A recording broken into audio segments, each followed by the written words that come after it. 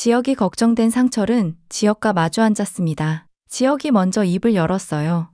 아버지 말대로 차근차근 밟아나갔어야 하는데 욕심부려서 안 되고 있는 상황이 시원하시겠어요? 상철이 지혁을 물끄러미 바라봤습니다. 너 같으면 시원하겠냐? 아들놈이 이렇게 등신짓을 하고 있는데. 이 말, 사실 상철 본인한테 하는 말이기도 했어요. 실직한 가장으로서 아들이 똑같이 무너지는 걸 보는 게 얼마나 아팠을까요? 기어서라도 산을 넘어봐야지. 믿져야 본전이란 말도 모르냐? 상철의 목소리가 낮게 깔렸습니다. 지혁이 입술을 깨물었어요. 상철이 말을 이었습니다. 그래서 넌 아직 사람 냄새가 안 나는 놈이지. 돈은 사람에게서 나오는 거야. 상철이 지혁을 똑바로 쳐다봤습니다. AP그룹 회장, 내가 직접 만나서 풀어봐. 사람 마음을 얻으면 못할 게 없어. 앉아서 서류만 들여다보지 말고 직접 부딪혀서 일을 해결해봐. 지혁의 눈빛이 흔들렸습니다. 상철이 말을 이었어요. 세상에 안 되는 일은 없어. 내가 진심을 보이면 상대방도 그걸 느껴. 숫자와 계획만 들이밀지 말고 내 열정을 보여줘. 그게 진짜 사업이야. 지혁은 이때까지 뭘 했을까요? PPT 만들고 숫자 계산하고 투자금 모으고. 근데 정작 사람은 안 만났어요. 진심으로 부딪히지 않았습니다. 상철의 말이 지혁 머릿속에 깊이 박혔습니다. 아버지, 지혁이 고개를 들었어요. 해봐. 넌 할 수 있어. 상철이 지혁의 어깨를 두드렸습니다. 네가 진짜 원하는 거라면 두려워하지 마. 그날 밤 지혁은 혼자 방에 앉아 있었습니다. 아버지의 말이 계속 맴돌았어요. 지혁은 노트북을 열어 AP그룹 회장의 일정을 검색했습니다. 내일 부산 본사 방문 예정. 지혁의 손이 떨렸어요. 심장이 두근거렸습니다. 직접 만나야겠어. 다음 날 새벽, 지혁은 부산 본사로 향하는 첫 기차에 몸을 실었습니다. 새벽 5시, 역은 텅 비어 있었어요. 찬 공기가 얼굴을 스쳤습니다. 기차에 올라탄 지혁은 창밖을 바라봤어요. 어둠 속으로 풍경이 지나갔습니다. 지혁은 손으로 직접 그린 구조도를 가방에서 꺼내봤어요. 화려한 PPT가 아니었습니다. 그저 진심을 담은 손글씨였어요. 이번이 마지막이야. 지혁의 눈빛이 단단해졌습니다. AP 본사에 도착했습니다. 높은 빌딩이 하늘을 찌르고 있었어요. 지혁은 심호흡을 하고 로비로 들어갔습니다. 로비 데스크에서 방문 목적을 말하고 임시 출입증을 받았어요. 엘리베이터를 타고 최상층으로 올라갔습니다. 문이 열리자 고급스러운 비서실이 펼쳐졌어요. 지혁이 안내 데스크로 다가갔습니다. 안녕하세요. 맘대로 집의 대표 이지혁입니다. 회장님을 뵙고 싶은데요. 지혁이 말했습니다. 비서가 지혁을 위아래로 훑어봤어요. 예약하셨나요? 아니요. 하지만 꼭 전해드릴 말씀이 있습니다. 지혁이 서류를 꺼냈습니다. 비서가 차갑게 웃었어요. 죄송하지만 회장님은 예약 없이는 만날 수 없습니다. 메일로 연락 주시면. 5분만 시간을 내주십시오. 지혁이 단호하게 말했습니다. 제가 가진 건 이 서류 한 장이지만 그 안엔 신뢰라는 자산이 들어 있습니다. 비서가 눈을 가늘게 떴습니다. 손님, 이렇게 오시는 분들 많습니다. 돌아가 주세요. 지혁은 물러서지 않았어요. AP그룹을 인수가 아니라 동반 투자로 함께 가고 싶습니다. 제발 회장님께 이 말씀만. 그때였습니다. 복도 끝에서 문이 열리며 누군가 나왔어요. 회장이었습니다. 회장이 지혁을 보며 걸음을 멈췄습니다. 요즘 젊은 놈치곤 목소리가 크군. 회장이 지혁을 쳐다봤습니다. 뭔가 이유가 있나 보지? 지혁이 고개를 숙여 인사했어요. AP그룹 회장님, 5분만 시간을 내주시면. 회장이 손을 들어 막았습니다. 회의실로 가지. 회의실 안으로 들어갔습니다. 넓고 고급스러운 공간이었어요. 회장이 창가 쪽 의자에 앉으며 지혁에게 눈짓했습니다. 앉게. 지혁이 조심스럽게 앉았습니다. 가방에서 구조도를 꺼냈어요. 손이 떨렸지만 눈빛만큼은 단단했습니다. 회장이 팔짱을 끼고 지혁을 바라봤어요. 자네 맘대로 집이라고 했나? 네, 저는 맘대로 집 대표 이지혁입니다. 저희가 이번 인수합병의 후보 중 하나입니다. 회장이 고개를 끄덕였습니다. 알고 있네. 영신이랑 경쟁하는 거지? 네, 그렇습니다. 그런데 자기네 같이 조그마한 회사가 우리 AP를 인수하겠다? 회장의 눈썹이 올라갔습니다. 규모로 보면 영신이 압도적인데 자네는 뭘 믿고? 인수가 아닙니다. 지역이 구조도를 펼쳤어요. 동반 투자입니다. 회장이 구조도를 내려다봤어요. 화려한 PPT가 아니었습니다. 손으로 직접 그린 정성이 담긴 그림이었어요. 영신은 수익만 받습니다. 지역이 설명하기 시작했어요. 그들은 AP를 인수한 뒤 구조조정을 통해 이익을 극대화하려고 합니다. 하지만 지역이 회장을 똑바로 쳐다봤어요. 저희는 다릅니다. AP가 가진 기술력과 경험을 존중합니다. 30년간 쌓아온 노하우와 함께 일해온 사람들을 존중합니다. 회장의 표정이 조금 부드러워졌습니다. AP의 사람들과 함께 일하고 싶습니다. 지역의 목소리가 진지했어요. 그래서 이건 인수가 아니라 동반 투자입니다. 저희가 자금을 대고 AP의 기술력과 경험으로 함께 성장하는 겁니다. 회장이 잠시 말없이 구조도를 봤습니다. 숫자보다 사람이 먼저였어요. 조직도에는 AP의 기존 인력을 그대로 유지하는 내용이 담겨 있었습니다. 회장이 천천히 고개를 들었습니다. 자네 몇 살인가? 35입니다. 결혼은? 아직입니다. 회장이 빙긋 웃었어요. 젊은 놈이 패기는 있네. 근데 자네 돈은 있나? AP 인수하려면 최소 200억은 필요한데? 지역이 잠시 머뭇거렸습니다. 지금은 없습니다. 지역이 담담하게 말했습니다. 하지만 투자자를 설득할 자신은 있습니다. 회장님께서 함께 하신다면요? 회장이 빙그레 웃었어요. 자신감 하나는 대단하네. 침묵이 흘렀습니다. 회장이 창밖을 바라봤어요. 내가 젊었을 때도 이런 말을 한 적이 있지. 회장이 천천히 말했습니다. 돈이 아니라 사람을 믿는 게 사업의 시작이라고.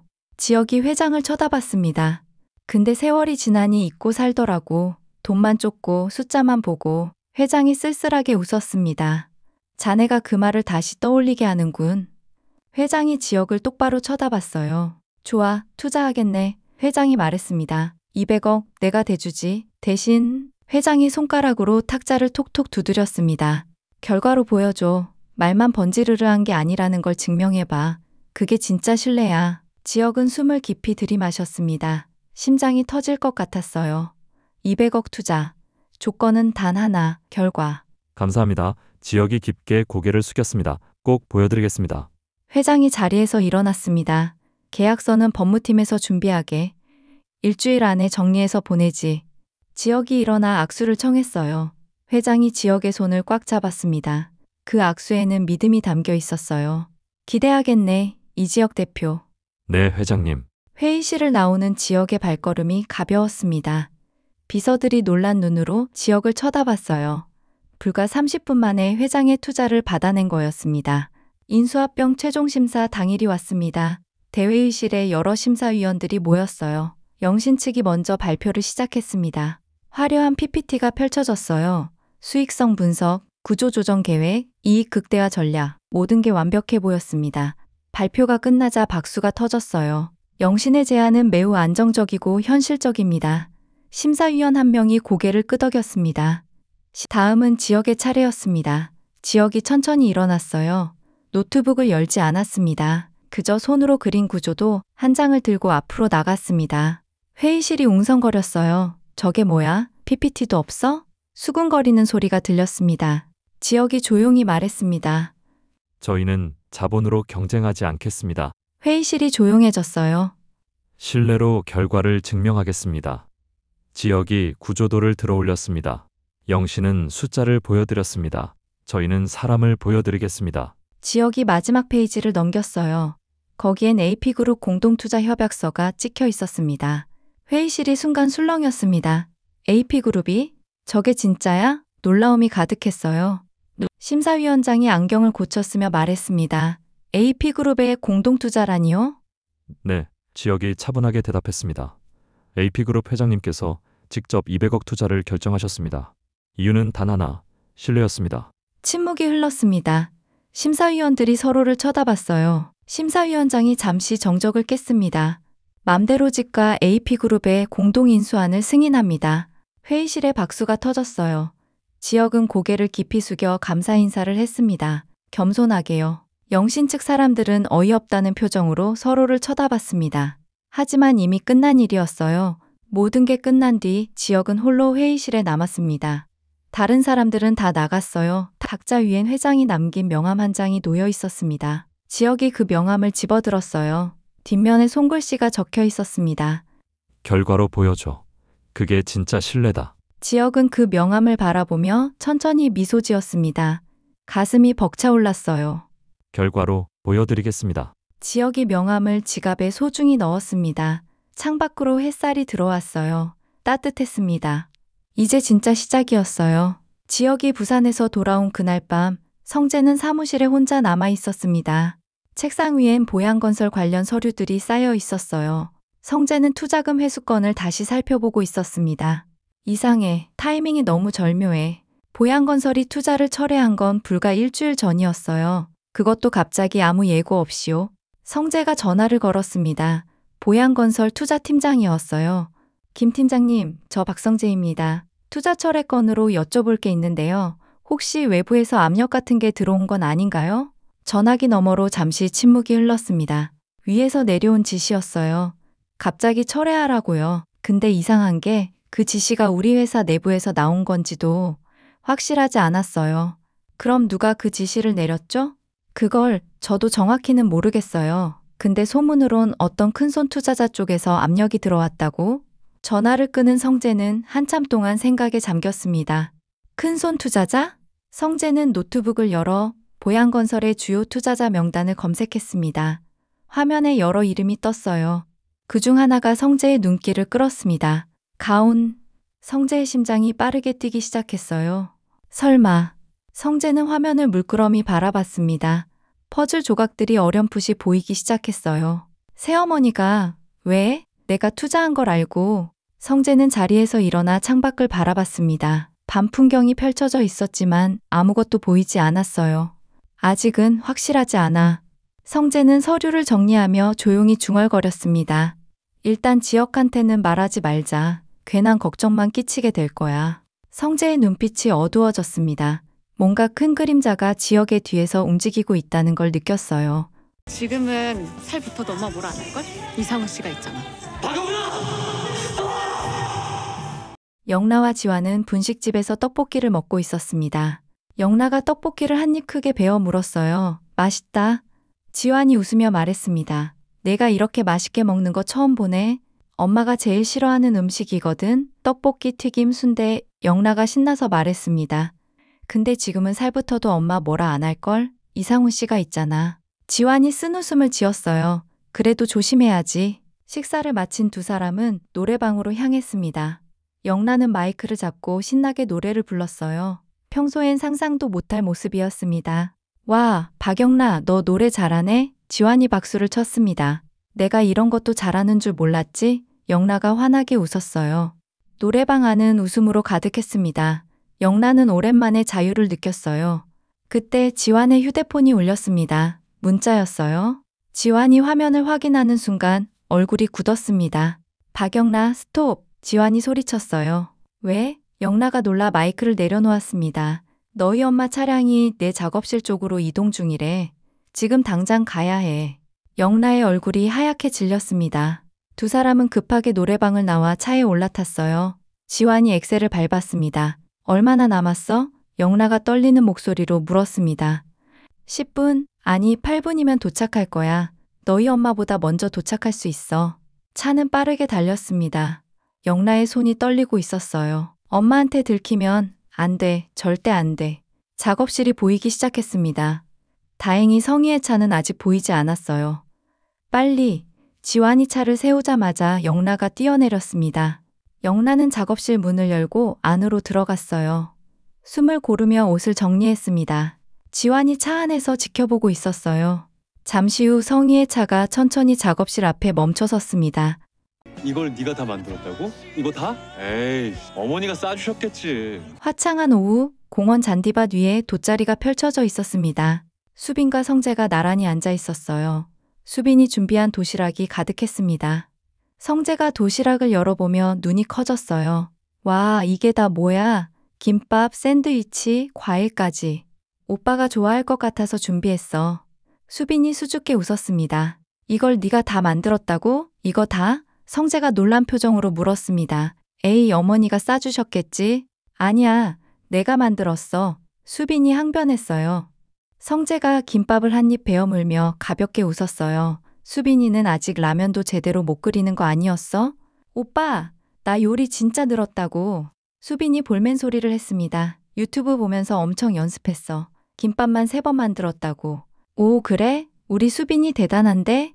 성재가 웃으며 엄지를 들어 올렸습니다. 성재는 김밥을 맛있게 먹었어요. 맛있다. 진짜 잘 만들었네. 수빈의 얼굴이 환해졌습니다. 성재가 하늘을 올려다보며 말했어요. 그러고 보니 처음 봤을 때 생각나네. 수빈아, 너 그때 몇 살이었지? 13살이었어. 맞다, 13살. 성재가 웃으며 말했습니다. 그때 넌 정말 꼬맹이였어. 키도 요만했잖아. 오빠 허리춤까지밖에 안 왔었는데. 수빈이 조용히 성재를 바라봤어요. 그때 너 울면서 오빠한테 매달리던 거 기억나? 오빠랑 싸웠다고. 성재가 웃으며 말을 이었습니다. 그때는 진짜 애기였지. 코 흘리게. 나 이제 그때 아니야. 수빈이 작게 말했습니다. 알지 알아. 성재가 수빈의 머리를 쓰다듬었어요. 많이 컸지. 근데 오빠 눈엔 아직도 그때 그 꼬마 같아. 시간이 너무 빨리 간 거야. 수빈의 눈빛이 흔들렸습니다. 27이 됐다는 게 믿기지가 않네. 엊그제 중학생이었던 것 같은데. 성재가 하늘을 보며 말했습니다. 시간 참 빠르다. 수빈은 아무 말도 하지 못했어요. 아직도 나를 그때 그 애로 보는구나. 성재가 다시 김밥을 집어들었습니다. 근데 진짜 잘 만들었다. 우리 수빈이 이제 다 컸네. 그 말이 수빈에게는 칼처럼 꽂혔습니다. 컸다고 하면서 여전히 애 취급하잖아. 수빈이 고개를 돌려 하늘을 봤어요. 파란 하늘이 눈에 들어왔습니다. 눈시울이 뜨거워졌어요. 수빈아? 성재가 물었습니다. 응, 수빈이 고개를 숙이며 대답했습니다. 아니, 아무것도 아니야. 눈물이 고였습니다. 수빈은 재빨리 손으로 눈을 닦았어요. 나 진심인데? 나는 더 이상 13살 꼬맹이가 아닌데.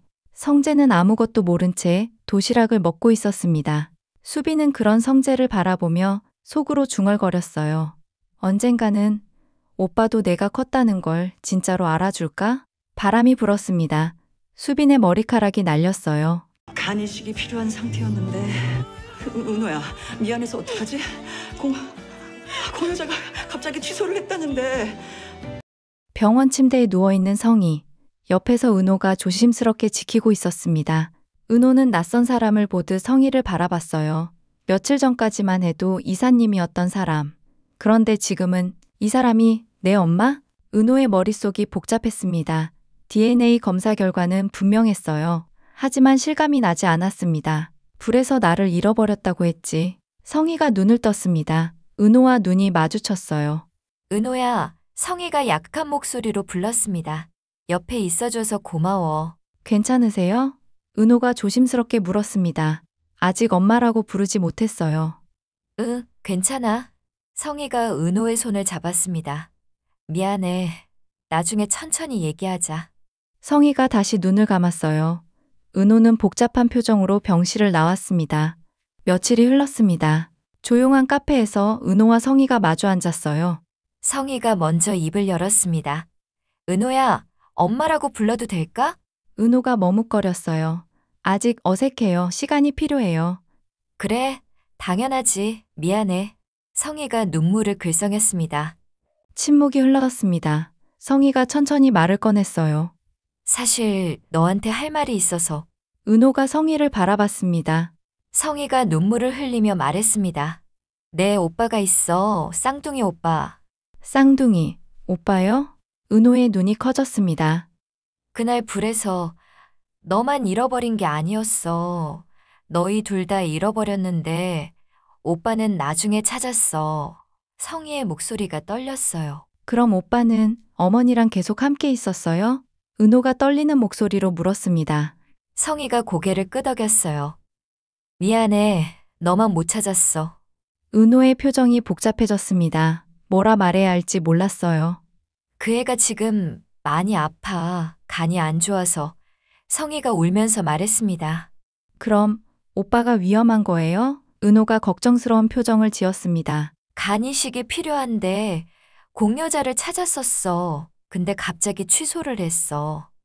성희가 눈물을 닦았어요. 시간이 많지 않아. 은호야, 미안해서 어떡하지? 성희의 손이 떨리고 있었습니다. 은호가 성희의 손을 잡았어요. 어머니, 너무 걱정하지 마세요. 성희가 은호를 바라봤습니다. 쌍둥이면 적합도가 높을 거야. 혹시 혈액형 검사라도 해줄 수 있을까? 은호의 머릿속이 복잡해졌습니다. 쌍둥이 오빠, 나한테 쌍둥이 오빠가 있었다니. 은호는 성희를 바라봤어요. 이분이 내 엄마, 며칠 전까지만 해도 이사님이었는데 또 다른 생각이 스쳤습니다. 내 오빠가 아프다는데 당연히 도와야 하는 거 아닌가? 하지만 동시에 혼란스러웠어요. 근데 왜 이렇게 낯설지? 가족이 맞나? 며칠 만에 갑자기 엄마 오빠라니. 어머니, 제가 은호가 말을 꺼냈습니다. 모든 게 너무 갑작스러워서 저 생각 좀 해봐도 될까요? 성희가 놀란 표정을 지었어요. 그래, 당연히 생각해봐야지. 미안해, 엄마가 너무 급했나 봐. 성희가 은호의 손을 꽉 잡았습니다. 은호야, 부담 갖지 마. 내가 할 수 있는 만큼만, 검사만이라도. 카페를 나온 은호의 발걸음이 무거웠습니다. 나 어떻게 해야 하지? 은호는 혼잣말을 했어요. 며칠 전까지 남이었던 사람들이 갑자기 가족이 됐어. 엄마, 오빠? 은호의 가슴이 답답했습니다. 근데 오빠가 아프다는데, 나만 도울 수 있다는데, 어떻게 해야 하지? 지금 엄마랑 강호한테는 또 뭐라 하고? 멀리서 은호를 지켜보던 성희가 차에 올라탔습니다. 성희의 입가에 차가운 미소가 번졌어요. 착한 애는 거절 못해. 조금만 더 시간을 주면 하게 되어 있어. 성희가 휴대폰을 꺼내 문자를 보냈습니다. 지역의 재기, 성희의 음모, 그리고 은호의 선택. 과연 다음 회에서는 어떤 일들이 펼쳐질까요? 화려한 날들 다음 회도 기대해주세요. 지금까지 한입감상의 뇌피셜 리뷰였습니다. 함께 해주셔서 감사합니다.